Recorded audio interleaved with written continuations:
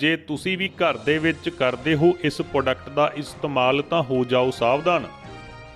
ਜੇ ਤੁਸੀਂ ਵੀ ਆਪਣੇ ਘਰ ਦੇ ਵਿੱਚ Surf, Excel, toilet cleaner, Harpic, Hits, Maggi ਆਦਿ ਦਾ ਵਰਤੋਂ ਕਰ ਰਹੇ ਹੋ ਤਾਂ ਖਬਰ ਤੁਹਾਡੇ ਲਈ ਬਹੁਤ ਖਾਸ ਹੈ ਜੀ। ਪੰਜਾਬ ਦੇ ਮੁਕਤਸਰ ਦੇ ਵਿੱਚ ਇੱਕ ਕੰਪਨੀ ਦਾ ਪਰਦਾਫਾਸ਼ ਹੋਇਆ ਜੋ ਨਕਲੀ ਮਾਰਕਰ ਤੋਂ ਬਣੇ ਹੋਏ ਮਾਲ ਨੂੰ ਵੇਚ ਰਹੀ ਸੀ। ਲੋਕਾਂ ਨੇ ਇਸ ਬਾਰੇ ਜਾਣੂ ਵੀ ਨਹੀਂ ਸਨ ਤੇ ਉਹ ਉਸੇ ਹੀ ਕੀਮਤ ਉੱਤੇ ਚੀਜ਼ਾਂ ਖਰੀਦ ਰਹੇ ਸਨ। ਫੜੇ ਗਏ ਸਮਾਨ ਨੂੰ ਧਿਆਨ ਦੇ ਨਾਲ ਜਾਂਚ ਕਰਨ ਦੇ ਨਾਲ ਮਾਲ ਦੀ ਪੈਕਿੰਗ ਦੇ ਵਿੱਚ ਫਰਕ ਹੋ ਸਕਦਾ। ਪਹਿਲੀ ਨਜ਼ਰ ਦੇ ਵਿੱਚ ਆਮ ਗਾਹਕ ਬ੍ਰਾਂਡ ਕੰਪਨੀ ਦੇ ਨਾਂ ਹੇਠਾਂ ਵੇਚੇ ਗਏ ਕਥਿਤ ਨਕਲੀ ਚੀਜ਼ਾਂ ਦੀ ਪਹਿਚਾਣ ਨਹੀਂ ਕਰ ਸਕਦੇ। ਜਾਣਕਾਰੀ ਅਨੁਸਾਰ ਕੁਝ ਜ਼ਰੂਰੀ ਚੀਜ਼ਾਂ ਦਾ ਥੋਕ ਕੰਮ ਕਰਦਿਆਂ ਦੁਕਾਨਦਾਰਾਂ ਵੱਲੋਂ ਇੱਕ ਛੋਟੇ ਹਾਥੀ ਨੂੰ ਕਾਬੂ ਕੀਤਾ ਗਿਆ।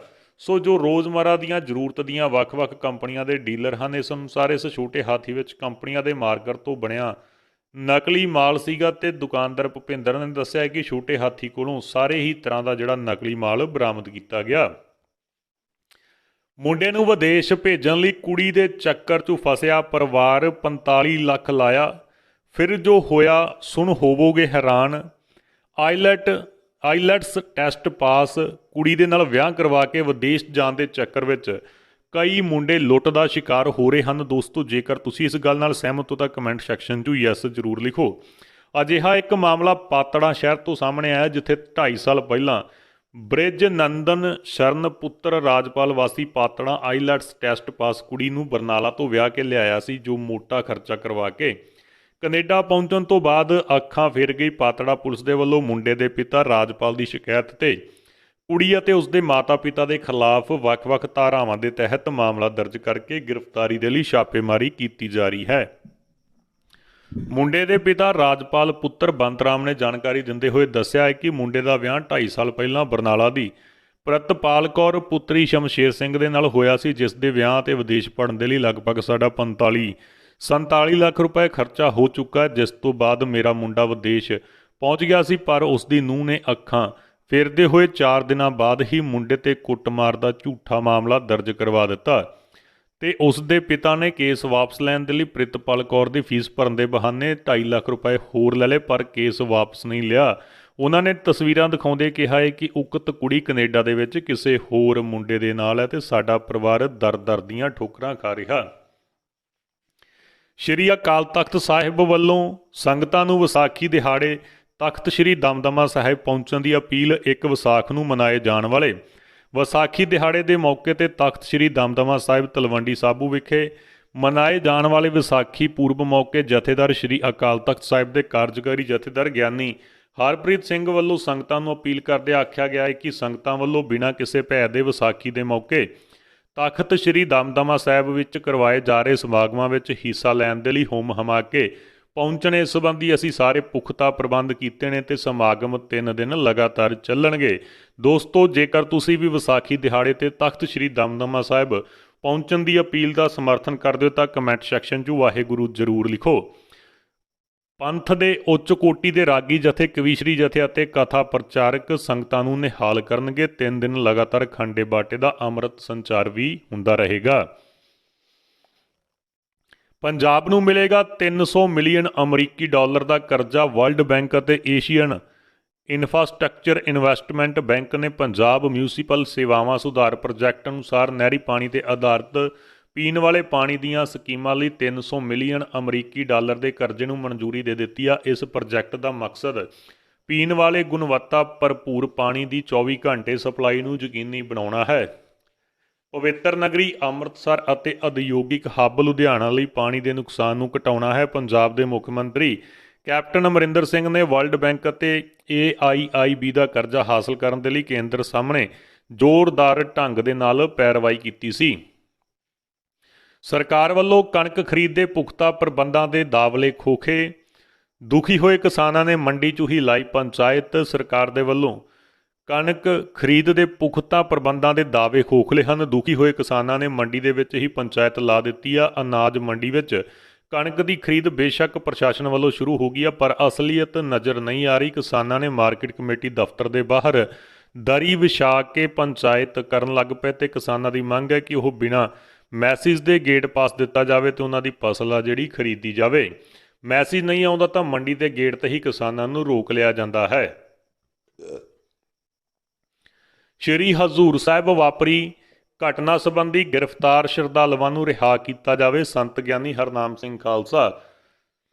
ਸ਼੍ਰੀ ਹਜ਼ੂਰ ਸਾਹਿਬ ਨਾਂਦੇੜ ਸਾਹਿਬ ਵਿਖੇ ਹੋਲਾ ਮਹੱਲਾ ਮਨਾ ਰਹੀਆਂ ਸਿੱਖ ਸੰਗਤਾਂ ਨਾਲ ਹੋਈ ਝੜਪ ਦੀ ਆੜ ਵਿੱਚ ਮਹਾਰਾਸ਼ਟਰ ਪੁਲਿਸ ਪ੍ਰਸ਼ਾਸਨ ਵੱਲੋਂ ਸ਼ਰਧਾਲੂਆਂ ਖਿਲਾਫ ਸੰਗੀਨ ਧਾਰਾਵਾਂ ਦੇ ਅਧੀਨ ਪਰਚੇ ਦਰਜ ਕੀਤੇ ਗਏ ਹਨ। ਸਿੱਖ ਨੌਜਵਾਨਾਂ ਨੂੰ ਗ੍ਰਿਫਤਾਰ ਕਰਕੇ ਉਹਨਾਂ ਤੇ ਅਣਮਨੁੱਖੀ ਤਸ਼ੱਦਦ ਕੀਤੇ ਜਾਣ ਦੀ ਦਮਦਮੀ ਟਕਸਾਲ ਦੇ ਮੁਖੀ ਅਤੇ ਸੰਤ ਸਮਾਜ ਦੇ ਪ੍ਰਧਾਨ ਸੰਤ ਗਿਆਨੀ ਹਰਨਾਮ ਸਿੰਘ ਖਾਲਸਾ ਨੇ ਸਖਤ ਸ਼ਬਦਾਂ ਵਿੱਚ ਨਿਖੇਧੀ ਕੀਤੀ। ਉਹਨਾਂ ਨੇ ਕਿਹਾ ਜੀ ਦਰਜ ਕੇਸ ਤੁਰੰਤ ਰੱਦ ਕਰਦਿਆਂ ਗ੍ਰਿਫਤਾਰ ਕੀਤੇ ਸ਼ਰਧਾਲੂਆਂ ਨੂੰ ਬਿਨਾਂ ਸ਼ਰਤ ਦੇ ਰਿਹਾ ਕਰਨ ਦੀ ਮੰਗ ਕੀਤੀ ਗਈ।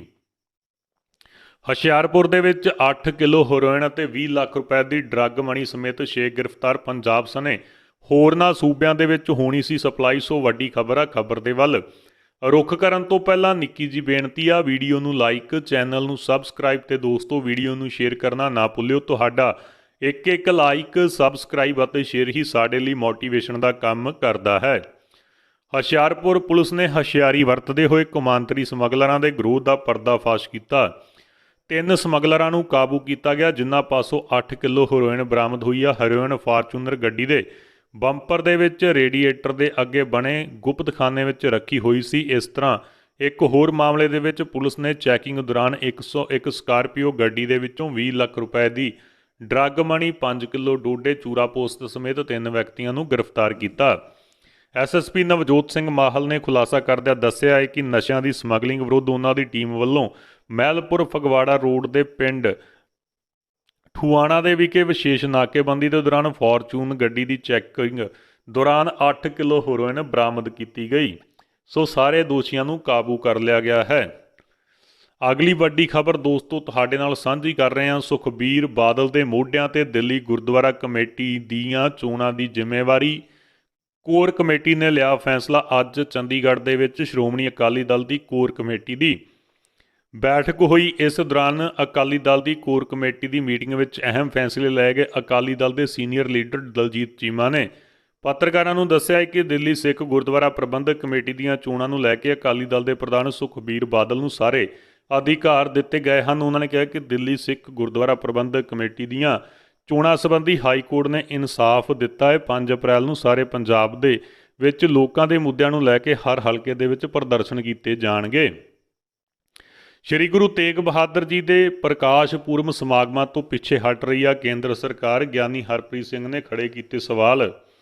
ਭਾਰਤ ਵਿੱਚ ਵੱਡੀ ਗਿਣਤੀ ਦੇ ਵਿੱਚ ਲੋਕਾਂ ਦਾ ਵਿਸ਼ਵਾਸ ਈਵੀਐਮ ਮਸ਼ੀਨਾਂ ਤੋਂ ਉੱਠ ਗਿਆ ਹੈ। ਇਹ ਕਹਿਣਾ ਸ਼੍ਰੀ ਅਕਾਲ ਤਖਤ ਦੇ ਜਥੇਦਾਰ ਗਿਆਨੀ ਹਰਪ੍ਰੀਤ ਸਿੰਘ ਦਾ ਹੈ। ਐਸਜੀਪੀਸੀ ਦੇ ਤੇਜਾ ਸਿੰਘ ਸਮੁੰਦਰੀ ਹਾਲ ਦੇ ਵਿੱਚ ਸ਼੍ਰੀ ਗੁਰੂ ਤੇਗ ਬਹਾਦਰ ਜੀ ਦੇ 400 ਸਾਲਾ ਪ੍ਰਕਾਸ਼ ਪੁਰਬ ਨੂੰ ਲੈ ਕੇ ਸਿੱਖ ਜਥੇਬੰਦੀਆਂ ਤੇ ਸਿੱਖ ਸੰਪਰਦਾਵਾਂ ਦੀ ਮੀਟਿੰਗ ਹੋਈ। ਮੀਟਿੰਗ ਤੋਂ ਬਾਅਦ ਜਥੇਦਾਰ ਅਕਾਲ ਤਖਤ ਨੇ ਕਿਹਾ ਹੈ ਕਿ ਸ਼੍ਰੀ ਗੁਰੂ ਤੇਗ ਬਹਾਦਰ ਜੀ ਦੇ 400 ਸਾਲਾ ਪ੍ਰਕਾਸ਼ ਪੁਰਬ ਨੂੰ ਲੈ ਕੇ ਕੇਂਦਰ ਸਰਕਾਰ ਵੱਲੋਂ ਇੱਕ ਕਮੇਟੀ ਵੀ ਬਣਾਈ ਗਈ ਸੀ, ਜਿਸ ਵੱਲੋਂ ਕੋਈ ਜਵਾਬ ਨਾ ਆਉਣ ਤੇ ਸਪਸ਼ਟ ਹੋ ਗਿਆ ਹੈ ਕਿ ਸਰਕਾਰ ਪਿੱਛੇ ਹਟ ਗਈ ਹੈ। ਸੰਗਰੂਰ ਵਿਖੇ ਸਿੱਖਿਆ ਮੰਤਰੀ ਦੇ ਪ੍ਰੋਗਰਾਮ ਦੇ ਵਿੱਚ ਬੇਰੋਜ਼ਗਾਰ ਅਧਿਆਪਕਾਂ ਦਾ ਕੀਤਾ ਹੰਗਾਮਾ, ਕੀਤੀ ਨਾਅਰੇਬਾਜ਼ੀ। ਸੰਗਰੂਰ ਦੇ ਸ਼ੇਖੂਪੁਰਾ ਕਲੋਨੀ ਦੇ ਵਿੱਚ ਸਿੱਖਿਆ ਮੰਤਰੀ ਵਿਜੇ ਇੰਦਰ ਸਿੰਗਲਾ ਇੱਕ ਪ੍ਰੋਗਰਾਮ ਦੇ ਵਿੱਚ ਸਖਤ ਸੁਰੱਖਿਆ ਪ੍ਰਬੰਧਾਂ ਦੇ ਬਾਵਜੂਦ 2 ਬੇਰੋਜ਼ਗਾਰ ਈਟੀਟੀ ਅਧਿਆਪਕਾਂ ਨੇ ਨਾਅਰੇਬਾਜ਼ੀ ਕਰ ਦਿੱਤੀ। ਰੁਜ਼ਗਾਰ ਦੀ ਮੰਗ ਕਰਦਿਆਂ ਸਿੱਖਿਆ ਮੰਤਰੀ ਦੇ ਹਲਕੇ ਵਿੱਚ 4 ਜਨਵਰੀ ਤੋਂ ਧਰਨੇ ਤੇ ਬੈਠੇ ਬੇਰੁਜ਼ਗਾਰ ਅਧਿਆਪਕਾਂ ਨੇ ਸ਼ਨੀਵਾਰ ਸ਼ਾਮ ਸਿੱਖਿਆ ਮੰਤਰੀ ਵਿਜੇ ਇੰਦਰ ਸਿੰਗਲਾ ਨੂੰ ਘੇਰਨ ਦੀ ਕੋਸ਼ਿਸ਼ ਕੀਤੀ ਤੇ ਕਾਂਗਰਸ ਦੇ ਖਿਲਾਫ ਜੰਮ ਕੇ ਨਾਅਰੇਬਾਜ਼ੀ ਕੀਤੀ। ਮਮਤਾ ਦਾ ਮੋਦੀ ਤੇ ਤੰਜ, ਕਿਹਾ ਦੇਸ਼ ਨੂੰ ਤਾਂ ਸਹੀ ਢੰਗ ਨਾਲ ਚਲਾ ਨਹੀਂ ਸਕਦੀ ਬੀਜੇਪੀ, ਬੰਗਾਲ ਨੂੰ ਕੀ ਸੋਨੇ ਦਾ ਬੰਗਲਾ ਬਣਾਏਗੀ। ਪ੍ਰਧਾਨ ਮੰਤਰੀ ਨਰਿੰਦਰ ਮੋਦੀ ਨੇ ਪੱਛਮੀ ਬੰਗਾਲ ਦੇ ਹੁਗਲੀ ਵਿੱਚ ਇੱਕ ਰੈਲੀ ਨੂੰ ਸੰਬੋਧਨ ਕਰਦੇ ਹੋਏ ਵਿਧਾਨ ਸਭਾ ਚੋਣਾਂ ਦੇ ਵਿੱਚ ਜਿੱਤ ਦਾ ਦਾਅਵਾ ਕੀਤਾ। ਉਹਨਾਂ ਨੇ ਕਿਹਾ ਕਿ 2 ਮਈ ਤੋਂ ਬਾਅਦ ਸੁਨਾਰ ਬੰਗਲਾ ਬਣਾਉਣ ਦਾ ਕੰਮ ਸ਼ੁਰੂ ਹੋਵੇਗਾ। ਪੀਐਮ ਮੋਦੀ ਦੇ ਬਿਆਨ ਤੇ ਸੂਬੇ ਦੀ ਮੁੱਖ ਮੰਤਰੀ ਮਮਤਾ ਬੈਨਰਜੀ ਨੇ ਨਿਸ਼ਾਨਾ ਸਾਧਿਆ। ਮਮਤਾ ਨੇ ਕਿਹਾ ਹੈ ਕਿ ਬੀਜੇਪੀ ਦੇਸ਼ ਠੀਕ ਢੰਗ ਨਾਲ ਚਲਾ ਨਹੀਂ ਰਹੀ, ਬੰਗਾਲ ਨੂੰ ਕੀ ਸੋਨੇ ਦਾ ਬੰਗਲਾ ਬਣਾਏਗੀ। ਰਾਕੇਸ਼ ਟਿਕੈਟ ਤੇ ਹਮਲੇ ਦੀ ਲੈ ਕੇ ਕਿਸਾਨ ਲੀਡਰਾਂ ਦਾ ਅਲਟੀਮੇਟਮ, ਦਿੱਤੀ ਚੇਤਾਵਨੀ।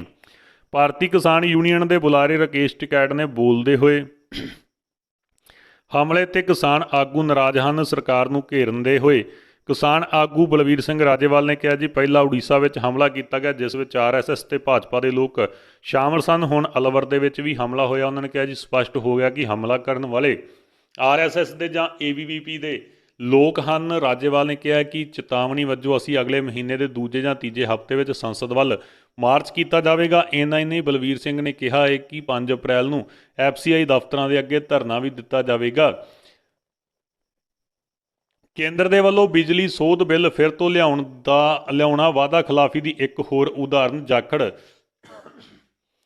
ਮੋਦੀ ਸਰਕਾਰ ਦੇ ਵੱਲੋਂ ਇੱਕ ਵਾਰ ਫਿਰ ਤੋਂ ਬਿਜਲੀ ਸੋਧ ਬਿੱਲ ਲਿਆਉਣ ਦੀ ਤਿਆਰੀ ਕੀਤੀ ਜਾ ਰਹੀ ਹੈ। ਪੰਜਾਬ ਪ੍ਰਦੇਸ਼ ਕਾਂਗਰਸ ਕਮੇਟੀ ਦੇ ਪ੍ਰਧਾਨ ਸੁਨੀਲ ਜਾਖੜ ਨੇ ਟਿੱਪਣੀ ਕੀਤੀ ਹੈ ਕਿ ਭਾਜਪਾ ਦੀ ਸਿਆਸੀ ਸੂਝ-ਬੂਝ ਤੇ ਇਸ ਦੇ ਆਗੂਆਂ ਦਾ ਹੰਕਾਰ ਪਾਰੂ ਹੋ ਰਿਹਾ ਹੈ।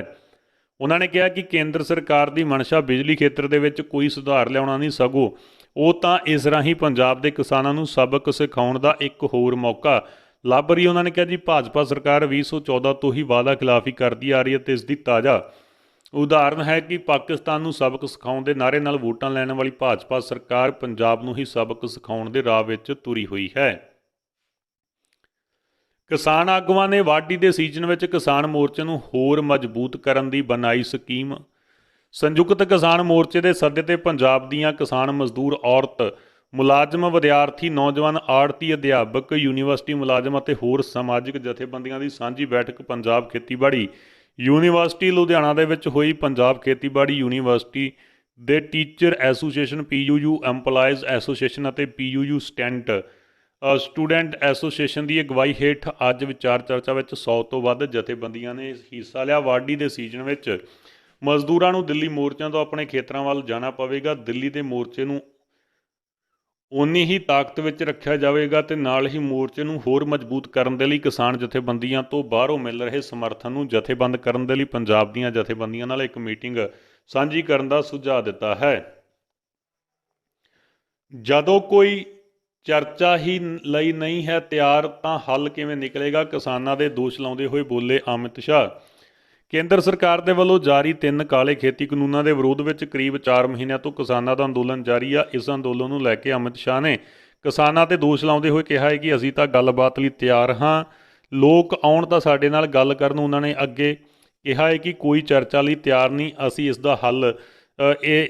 ਦਾ ਹੱਲ ਨਹੀਂ ਨਿਕਲ ਰਿਹਾ। ਉਹ ਇੰਨਾ ਹੀ ਪੁੱਛਦੇ ਹਨ ਕਿ ਤੁਸੀਂ ਇਸ ਨੂੰ ਹਟਾ ਰਹੇ ਹੋ ਜਾਂ ਨਹੀਂ। ਇਹ ਕੋਈ ਨੈਗੋਸ਼ੀਏਸ਼ਨ ਨਹੀਂ ਹੋਇਆ। ਮੈਨੂੰ ਲੱਗਦਾ ਹੈ ਕਿ ਉਹਨਾਂ ਨੂੰ ਗੱਲਬਾਤ ਲਈ ਅੱਗੇ ਆਉਣਾ ਚਾਹੀਦਾ। ਇਸ ਤੋਂ ਪਹਿਲਾਂ ਪੱਛਮੀ ਬੰਗਾਲ ਚੋਣਾਂ ਨੂੰ ਲੈ ਕੇ ਸ਼ਾਹ ਨੇ ਕਿਹਾ ਸੀ ਕਿ ਦੇਸ਼ ਦੇ ਭਵਿੱਖ ਦੇ ਲਈ ਪੱਛਮੀ ਬੰਗਾਲ ਦੀਆਂ ਚੋਣਾਂ ਕਾਫੀ ਮਹੱਤਵਪੂਰਨ ਹਨ। ਭਾਰਤ ਦੀ ਦਰਿਆਦਿਲੀ ਗਲਤੀ ਨਾਲ ਭਾਰਤੀ ਸਰਹੱਦ ਦੇ ਵਿੱਚ ਦਾਖਲ ਹੋਇਆ ਪਾਕਿਸਤਾਨੀ ਬੱਚਾ BSF ਨੇ ਭੇਜਿਆ ਵਾਪਸ। ਸਰਹੱਦ ਸੁਰੱਖਿਆ ਫੋਰਸ ਨੇ ਸ਼ਨੀਵਾਰ ਨੂੰ ਪਾਕਿਸਤਾਨ ਤੋਂ ਗਲਤੀ ਦੇ ਨਾਲ ਕੌਮਾਂਤਰੀ ਸਰਹੱਦ ਪਾਰ ਕਰਕੇ ਭਾਰਤੀ ਖੇਤਰ ਦੇ ਵਿੱਚ ਆ ਗਏ 8 ਸਾਲਾਂ ਦੇ ਇੱਕ ਮੁੰਡੇ ਨੂੰ ਪਾਕਿਸਤਾਨੀ ਰੇਂਜਰਸ ਨੂੰ ਸੌਂਪ ਦਿੱਤਾ। ਅਧਿਕਾਰੀਆਂ ਨੇ ਦੱਸਿਆ ਕਿ ਸ਼ੁੱਕਰਵਾਰ ਨੂੰ ਰਾਜਸਥਾਨ ਦੇ ਬੜਾ ਮੇਰ ਸੈਕਟਰ ਦੇ ਵਿੱਚ ਸਰਹੱਦ ਜਾਂਚ ਚੌਂਕੀ ਦੇ ਨੇੜੇ ਇੱਕ ਮੁੰਡਾ ਭਾਰਤੀ ਖੇਤਰ ਵਿੱਚ ਪਹੁੰਚ ਗਿਆ। BSF ਦੇ ਇੱਕ ਬਿਆਨ ਵਿੱਚ ਕਿਹਾ ਕਿ ਸਦਭਾਵਨਾ ਦੇ ਤੌਰ ਤੇ BSF ਨੇ ਸ਼ੁੱਕਰਵਾਰ ਨੂੰ ਪਾਕਿਸਤਾਨ ਰੇਂਜਰਸ ਦੇ ਨਾਲ ਫਲੈਂਗ ਮੀਟਿੰਗ ਵਿੱਚ ਪਾਕਿਸਤਾਨੀ ਨਾਬਾਲਗ ਮੁੰਡੇ ਨੂੰ ਸੌਂਪ ਦਿੱਤਾ। ਅਧਿਕਾਰੀਆਂ ਦੇ ਮੁਤਾਬਕ 8 ਸਾਲ ਦਾ ਮੁੰਡਾ ਅਣਜਾਣੇ ਦੇ ਵਿੱਚ ਕੌਮਾਂਤਰੀ ਸਰਹੱਦ ਪਾਰ ਕਰਕੇ ਭਾਰਤੀ ਖੇਤਰ ਵਿੱਚ ਦਾਖਲ ਹੋ ਗਿਆ। ਉਹ ਬੜਾ ਮੇਰ ਸੈਕਟਰ ਦੇ ਸੋਮਮਾਰ ਮੀਰਾ ਚੌਂਕੀ ਦੇ ਨੇੜੇ ਸੀਮਾ ਸੁਰੱਖਿਆ ਦੇ ਕੋਲੇ ਆ ਵੜਿਆ ਸੀ। PM ਮੋਦੀ ਨੇ ਕਿਹਾ, ਜੇ ਬੰਗਾਲ ਦੇ ਵਿੱਚ ਬਣੀ ਭਾਜਪਾ ਦੀ ਸਰਕਾਰ ਤਾਂ ਸਭ ਤੋਂ ਪਹਿਲਾਂ ਲਾਗੂ ਕਰਾਂਗੇ ਕਿਸਾਨ ਨਿਧੀ ਯੋਜਨਾ। ਪ੍ਰਧਾਨ ਮੰਤਰੀ ਮੋਦੀ ਨੇ ਸ਼ਨੀਵਾਰ ਨੂੰ ਚੋਣ ਪ੍ਰਚਾਰ 'ਚੋਂ ਅਸਾਮ ਤੇ ਬੰਗਾਲ ਪਹੁੰਚੇ। ਬੰਗਾਲ ਦੇ ਤਾਰਕੇਸ਼ਵਰ ਦੇ ਵਿੱਚ ਚੋਣ ਰੈਲੀ ਨੂੰ ਸੰਬੋਧਨ ਕਰਦਿਆਂ ਮੋਦੀ ਨੇ ਕਿਹਾ ਕਿ ਜਨਤਾ ਨਾਲ ਵਾਅਦਾ ਕੀਤਾ ਕਿ ਬੰਗਾਲ ਦੇ ਵਿੱਚ ਭਾਜਪਾ ਦੀ ਸਰਕਾਰ ਆਉਣ ਤੋਂ ਬਾਅਦ ਸਭ ਤੋਂ ਪਹਿਲਾਂ ਕੰਮ ਕਿਸਾਨਾਂ ਦੇ ਹਿੱਤ ਵਿੱਚ ਕੀਤਾ ਜਾਵੇਗਾ। ਪਹਿਲਾਂ ਮੰਤਰੀ ਮੰਡਲ ਦੇ ਵਿੱਚ ਹੀ ਪ੍ਰਧਾਨ ਮੰਤਰੀ ਕਿਸਾਨ ਸਨਮਾਨ ਨਿਧੀ ਨੂੰ ਬੰਗਾਲ ਦੇ ਵਿੱਚ ਲਾਗੂ ਕਰ ਦਿੱਤਾ ਜਾਵੇਗਾ। ਮਮਤਾ ਨੇ ਕਿਸਾਨਾਂ ਨੂੰ ਨਜ਼ਰਅੰਦਾਜ਼ ਕਰਨ ਦਾ ਦੋਸ਼ PM ਮੋਦੀ ਦੇ ਵੱਲੋਂ ਲਾਇਆ ਗਿਆ। ਉਹਨਾਂ ਨੇ ਕਿਹਾ ਕਿ ਦੀਦੀ ਨੇ ਬੰਗਾਲ ਦੇ ਕਿਸਾਨਾਂ ਨੂੰ ਆਪਣੀ ਵਿਸ਼ੇਸ਼ ਨਫ਼ਰਤ ਵੀ ਦਿਖਾਈ ਹੈ। ਪੰਜਾਬ ਦੇ ਬੇਰੁਜ਼ਗਾਰਾਂ ਦੇ ਲਈ ਇਸ ਵਿਭਾਗ 'ਚੋਂ ਨਿਕਲੀਆਂ ਸਰਕਾਰੀ ਨੌਕਰੀਆਂ ਇਸ਼ਤਿਹਾਰ ਜਾਰੀ।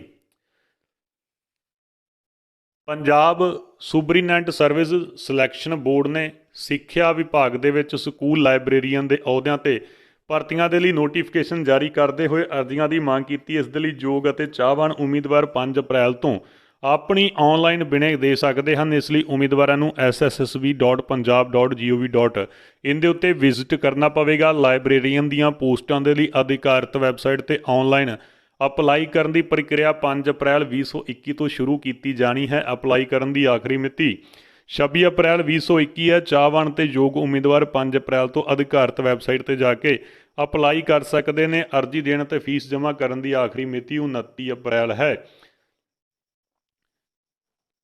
ਆਨਲਾਈਨ ਅਰਜ਼ੀ ਦੇਣ ਦੀ ਆਖਰੀ ਤਰੀਕ 5 ਅਪ੍ਰੈਲ ਹੈ ਤੇ ਭਰਤੀ ਦੇ ਲਈ ਅਰਜ਼ੀ ਦੇਣ ਦੀ ਆਖਰੀ ਤਰੀਕ 26 ਅਪ੍ਰੈਲ 2021 ਸ਼ਾਮ 5 ਵਜੇ ਤੱਕ ਹੈ ਤੇ ਬਿਨਾਂ ਫੀਸ ਜਮ੍ਹਾਂ ਕਰਨ ਦੀ ਜਿਹੜੀ ਫੀਸ ਜਮ੍ਹਾਂ ਕਰਨ ਦੀ ਤਰੀਕ ਹੈ ਜੀ 29 ਅਪ੍ਰੈਲ ਹੈ।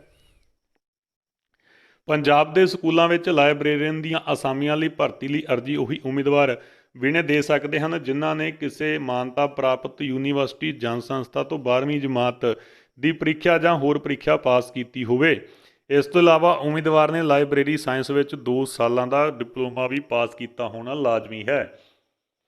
ਅਣਚਾਹਿਆ ਬੱਚਿਆਂ ਨੂੰ ਝਾੜੀਆਂ 'ਚੋਂ ਸੁੱਟੇ ਜਾਣ ਤੋਂ ਬਚਾਉਣ ਲਈ ਸਰਕਾਰੀ ਹਸਪਤਾਲ ਦੇ ਬਾਹਰ ਰੱਖੇ ਜਾਣਗੇ ਪੰਘੂੜੇ। ਮੱਧ ਪ੍ਰਦੇਸ਼ ਵਿੱਚ 300 ਤੋਂ ਜ਼ਿਆਦਾ ਸਰਕਾਰੀ ਹਸਪਤਾਲਾਂ ਦੇ ਵਿੱਚ ਹੁਣ ਪੰਘੂੜੇ ਲਾਏ ਜਾਣਗੇ। ਔਰਤਾਂ ਤੇ ਬਾਲ ਵਿਕਾਸ ਵਿਭਾਗ ਨੇ ਇਸ ਯੋਜਨਾ ਦਾ ਮਕਸਦ ਲੋਕਾਂ ਨੂੰ ਅਣਚਾਹੇ ਬੱਚਿਆਂ ਤੋਂ ਛੁਟਕਾਰਾ ਪਾਉਣ ਦੇ ਲਈ ਇਹਨਾਂ ਬੱਚਿਆਂ ਨੂੰ ਝਾੜੀਆਂ ਵਿੱਚ ਸੁੱਟਣ ਤੋਂ ਰੋਕਣਾ ਹੈ। ਸਰਕਾਰ ਦਾ ਮੰਨਣਾ ਹੈ ਕਿ ਜੋ ਲੋਕ ਅਣਚਾਹੇ ਬੱਚਿਆਂ ਨੂੰ ਇੱਧਰ ਉੱਧਰ ਅਸੁਰੱਖਿਅਤ ਥਾਵਾਂ ਤੇ ਸੁੱਟ ਜਾਂਦੇ ਹਨ, ਇਹਨਾਂ ਛੋਟੇ ਬੱਚਿਆਂ ਦੀ ਜਾਨ ਬਚਾਉਣਾ ਔਖਾ ਹੁੰਦਾ। ਇਸ ਲਈ ਜੋ ਪੰਘੂੜੇ ਹੁਣ ਅਨਾਥ ਆਸ਼ਰਮਾਂ ਦੇ ਬਾਹਰ ਹੀ ਵੀ ਲਗਾਏ ਜਾਂਦੇ ਸਨ, ਹੁਣ ਸਰਕਾਰੀ ਹਸਪਤਾਲ ਦੇ ਬਾਹਰ ਵੀ ਲੱਗਣਗੇ। ਇਸ ਨਾਲ ਲੋਕਾਂ ਦੇ ਵਿੱਚ ਜਾਗਰੂਕਤਾ ਵੀ ਆਵੇਗੀ।